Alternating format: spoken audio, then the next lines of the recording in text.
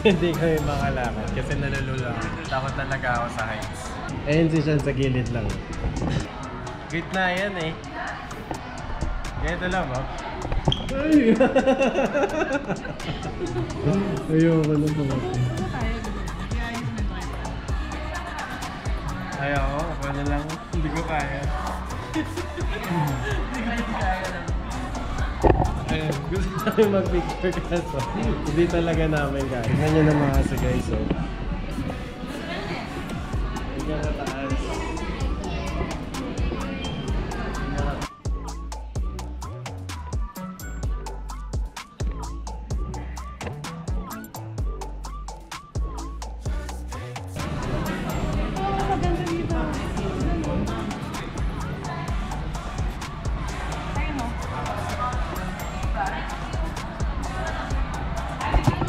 So yun nga guys, ganun kataas, kaya di kaya talaga.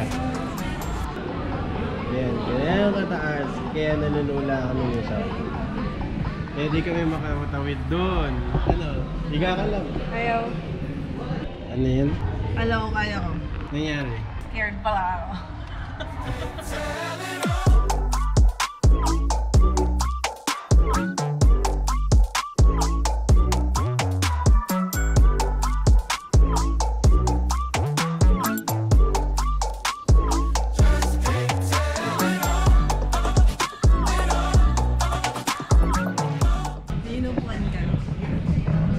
Meron nga, yan dyan sa slide, meron. Hindi ko pa rin kaya yan kasi takot talaga ako sa height. Okay lang ako sa mga ganyan na makikita-kita ko. Pero yung magsaslide ka na katulad ganyan, yan, yung mga ganong slide, yun, hindi ko kaya yun. Yung picture muna.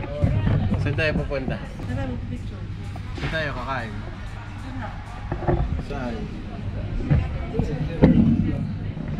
Doon? Let's go.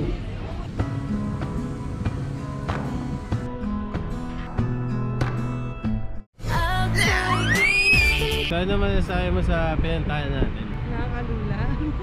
Oo, no? So yun na nga, galing na kami sa Sky Observatory Deck. Ang entrance doon guys is 80 dirham per person. Kung gusto nyo ng harness na ibibitin kayo sa building, 500 dirhams per person. Yan, may restaurant sa loob. Mukhang masarap naman yung food, kaso naisip namin doon na kami kakain sa may fountain show. Meron din doon sa Skywalk, libre lang siya. Kaso hindi kami nakapag-skywalk kasi takot kami sa height.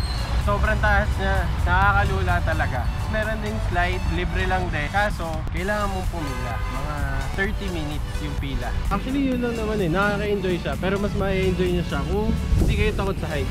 Kami ni Madam, takot kami sa height. Doon lang namin napatunayan na takot pala kami sa height. Hindi ako nagsasalita na tapos na X na yung bungee jumping o kaya skydiving, gano'n. Siguro hindi muna ngayon. Ikaw, may nadagdag ka pa? Gutom na ako. So gagawin lang namin guys, kukunin namin yung laptop namin. Tapos tatambay namin sa may Burj Khalifa. Kasi doon kami mag-dinner and mag-work. Kasi yung mga kotse dito parang normal lang yung mga sports car, gano'n. Mga taxi nila dito, Tesla. Yung mga pinapangarap nating Tesla, taxi lang nila. So yun na nga guys, nakaikot na tayo kanina sa Skyview. Ngayon nandito na tayo sa Burj Khalifa Park. Tapos dapat na kami kakain sa may Thai restaurant. So isipin nyo guys, dito lang kami, doon lang yung restaurant. Pero nasa 20 minutes siya kasi malayo yung iikutin natin. Pero ngayon gagawin na lang namin, hintayin na lang namin yung fountain, hintayin namin dumilim para makita kung gaano kaganda yung lugar pag may city lights na. Tapos papakita ko na lang sa inyo muna yung fountain. So ano bang makikita dito sa Burj Khalifa Park? Yan. So dito tayo, syempre makikita nyo yung malaking Burj Khalifa. So kung kaya hindi nyo makita, may problema na kayo. Kung wala kayo sa Dubai. Yan. Tapos, bukod doon, ayun yung Dubai Mall. Napakalaki niyang mall na yan. Yan. Nandyan daw yung pinakamalaki Nike outlet. So di tayo papasok doon kasi baka di na tayo makapag-tour sa iba natin gagawin. Tapos bukod doon, ayun yung Dubai Opera House. So dito, Dubai na Dubai. Pero pag umusog tayo dito, medyo Makati BTV Alabang yung datingan. Pero pag umiikot pa tayo ulit, yan, Dubai na Dubai. So, tapos papakita ko sa inyo kung saan tayo galing kanina. Saan tayo galing kanina. Yan, medyo malayo-layo rin yung walk na yun. Mukha lang malapit yung building pero malayo. So kung pupunta kayo ng Dubai, kung magtutour kayo, actually kahit saan naman eh. Kung magtutour kayo, make sure na ready kayo sa lakaran. Sa mga vloggers, advice lang, huwag na kayo magdala ng microphone. Okay. Alis lahat ng pinupuntahan namin dito, pinapatanggal yung microphone, pinapaiwan sa baggage counter. Tapos may certain size monopod na pwede. Hindi pwede yung mga malalaking monopod. Ganda pala dito. Ganda lang. Ayan. Hintayin lang natin mag-pound.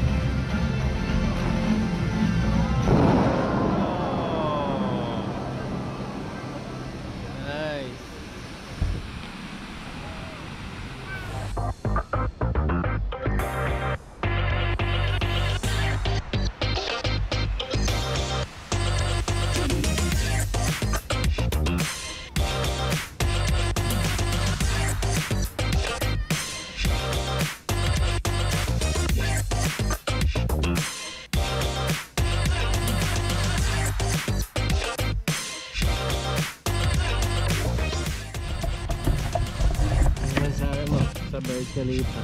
Ganda. Kaya pala may mga nagpo-propose doon. Kasi maganda talaga. Tapos may kanya-kanyang buhay yung mga tao dito. Walang pakialamanan. Kung anong trip mong gawin, go lang. Umiga ka, mag-relax ka, magpahinga ka, ganun.